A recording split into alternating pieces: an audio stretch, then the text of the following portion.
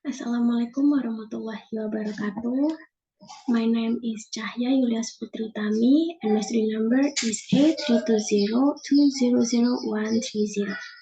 And I'm from class C for subject Applied Linguistics. And the material I want to share is Second Language Acquisition or SLA. And then we start from the definition. The second language acquisition or SLA refers both to study of individuals and groups who are learning a language subsequent to learning their first one as young children, and to the process of learning that language. The additional language is called a second language. The first language refers to the language the child has mastered since birth, while the mother tongue refers to the language mastered by the child's mother. The discussion on the second language is inseparable from the discussion on the first language, and the second language is acquired after mastering the first language. What is second language? Those differences may determine the specific areas of vocabulary knowledge we need, the level of grammatical complexity we have to attain, and whether speaking or reading skills are more important. The following are distinctions commonly made in literature. A second language is typically an official or societally dominant language needed for education, employment, and other basic purposes. It's often acquired by military group members or immigrants who speak another language natively. In this more restricted sense, the term is constructed with other terms in this list.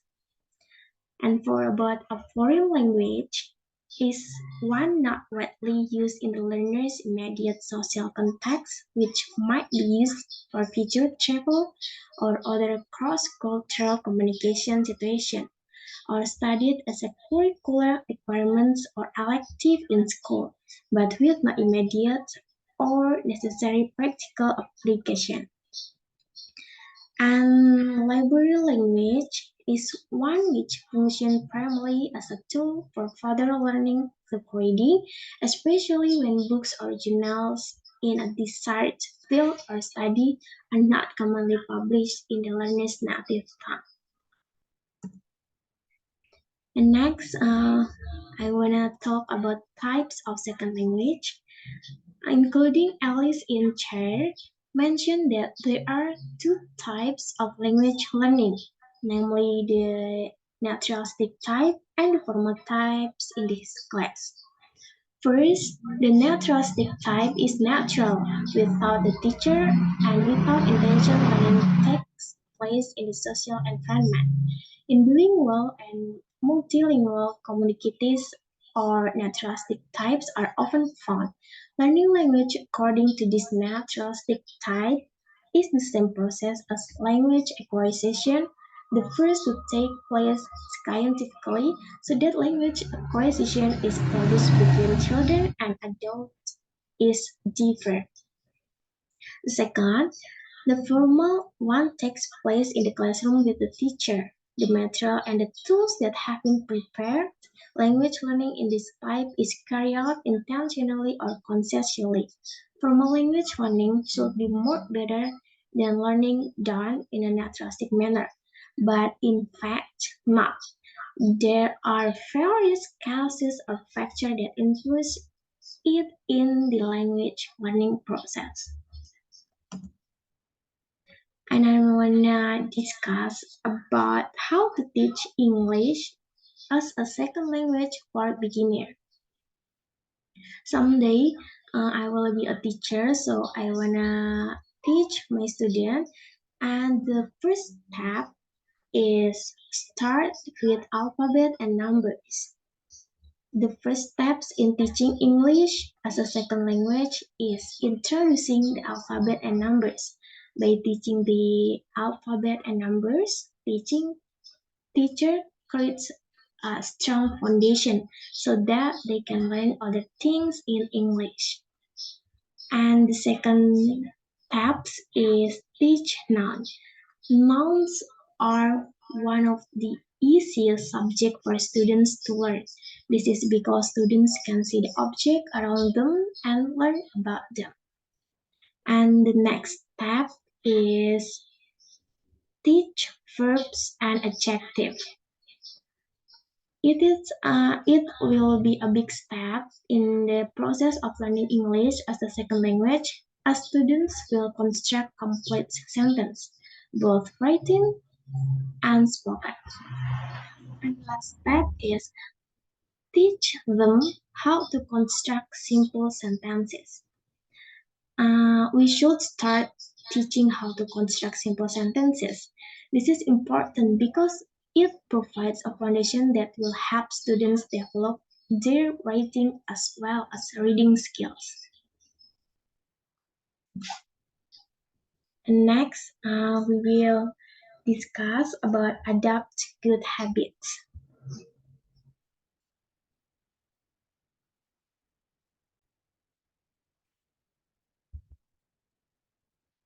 And next, I will discuss about adopt good habits.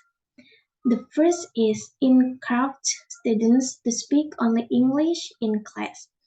This tactic is best used when students have already learned the basic question, greetings, the alphabets, and numbers. When a student uses English incorrectly, correct them in the proper way. Always be encouraging.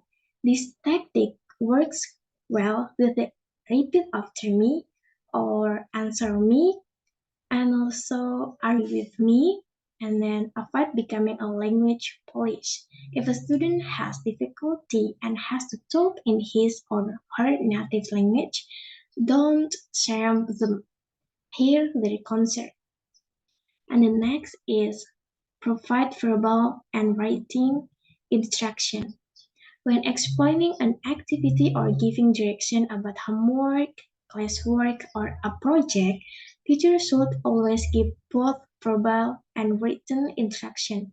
Giving both verbal and written instruction allows our students to hear words and see them in print at the same time.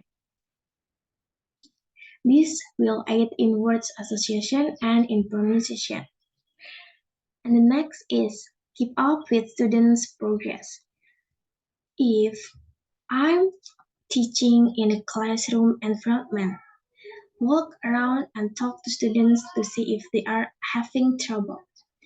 If I'm teaching online, send message or emails to students and ask them if they need help. Make ourselves available as much as we can when students are doing in-class activities or other activities. And the last is use different study methods. Teaching English as a second language to beginners is a lot more effective when we use a variety of types of learning, like writing skills, reading skills, listening skills, and speaking skills. Diversity in learning is important since each student is different and learn differently. And the last is about a question for this material. Question number one is, does the organization of the brain for second language in relation to first language differ with age of acquisition? How it is learned or level proficiency? And the second language, do two or more languages show the same sort of loss or disruption of the brain image when there is differential impairment or recovery? Which language recovers first? I think that's all from me to explain what I learned in this material. I think that's all of me. Thank you. Wassalamualaikum warahmatullahi wabarakatuh.